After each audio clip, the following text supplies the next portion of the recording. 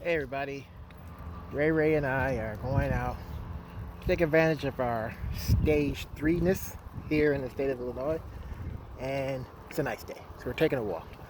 But felt compelled to say something. A lot of people have chimed in on the events that's happening up in Minnesota, and I normally steer clear of things that have such political ties to it, but I feel like I can speak upon this.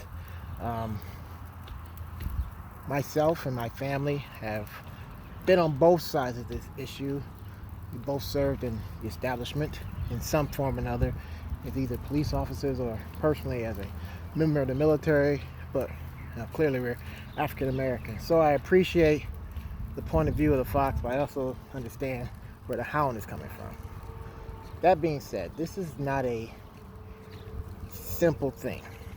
This is something that has been going on. I've been recently listening to an audiobook about the history of American development, and surprisingly how much of it is tied to uh, our slave roots and the pursuit of slavery in this hemisphere. Very interesting book, America from Colony to Superpower. If you get a chance, pick it up. Very long, but it's a good book. But anyway, the point is that this is not just an issue of this individual incident that happened in Minnesota. This is something that's been going on for a while. But I've had time to think about it, and I want to break it down. And this is just the world according to Roby. Like this. Basically, we live in this thing called society. And whether it's a good society, bad society, great, whatever, this is where we are. And society has rules. And we have to obey those rules in order for society to work. Society has done certain things, established certain institutions to protect us. And one of those is the police. This is not an Americanism. This is not something that white people invented or some sort of instrument to keep people down. It's a function of society. But that being said, society members have rights and responsibilities. And it looks like to me, a lot of times in these situations, one or the other is overweighing them. Rights and responsibilities are kind of equal. So, from the point of view of the hound, or the police as it would be, they have rights and they have responsibility. They have a right to police the area. They have a right to maintain order. But they also have a right to be even-handed in that execution. And when they don't, that's wrong. And we need to address that. Similarly, African Americans have rights and responsibilities. We have rights as citizens. We also have responsibilities. And when we exceed our rights, we have the responsibility or the requirement to take be impacted by the repercussions of that. It works both ways. So when either one gets out of whack, that's when we start having these problems. So that being said, there is some fault on both sides, but in this particular incident that happened, and what some of these things that happen repeatedly, I put a lot more onus upon the establishment, the police department, the government. Because one, there is a history. And I think if we deny that, we deny reality. There's clearly a history of... How you guys doing today? Outstanding. There's clearly a history of racism in this country, and you can't say that it stopped in 1865. It didn't. There was the Jim Crow era. There was eras of World War II experimenting upon African American soldiers, the civil rights movements. I mean, this is not something that just somebody pushed a button and it was over.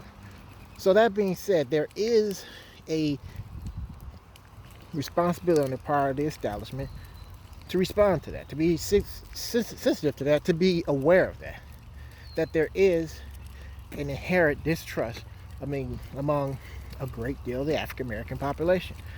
Failing to do that is failing to react to reality. So you just can't come into an area heavy-handed, have members of your establishment with multiple years of complaints of violence and civil rights being violated, and not react to it. You cannot say to the African American community obey the rules, but you don't. And that's what's going on here. So I do put the onus upon the police to be responsible for this. I do enjoy and I do appreciate there's been a lot of reaction after the fact. You know, the governor of the state, the county prosecutor, who have recently arrested the officer involved in this, have all been very diligent and very purposeful in their statements of how they're responding to this. But that's not good enough, and it's just not. You know, we need to have this kind of reaction before. You know, if you want the African American community, especially African American men who seem to be bearing the brunt of this, to respond to your authority, the authority has to be even-handed, and it has to be responding to people who break the rules inside their own ranks. When an individual has a infraction, a civil rights infraction, a excessive use of force infraction, you need to respond to that immediately. And that's not anything other than maintaining what we call rules of the thing we call society. If you don't do that, you cannot expect the civilian population to respect your authority. You won't even do what you're supposed to do. And I think that's a reasonable response and request. I don't think this is an issue of anybody asking us to have more rules or anything. This is just, this is just saying this is what needs to be done. Likewise, there is some burden of responsibility upon the African American community. You cannot commit crimes because you're angry.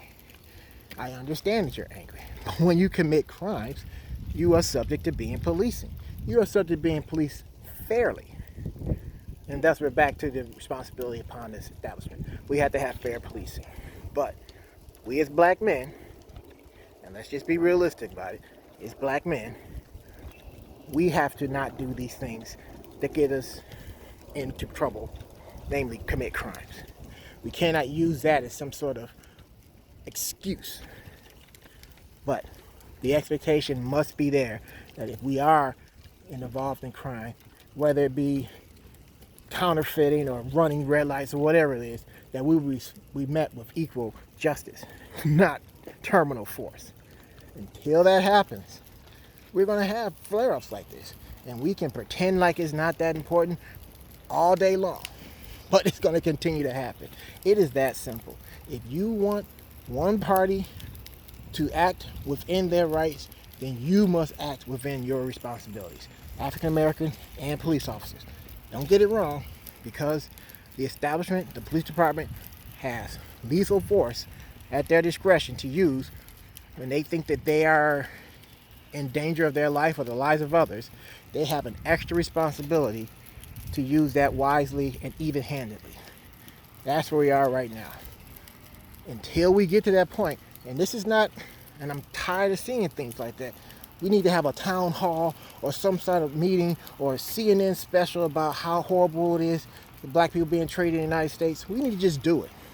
You know, this country's almost 300 years old. We need to get it right. If you want us, the African American population, to stop relying on the woes of slavery as some sort of excuse for us to do the things that we do, then you need to act responsibly in our government.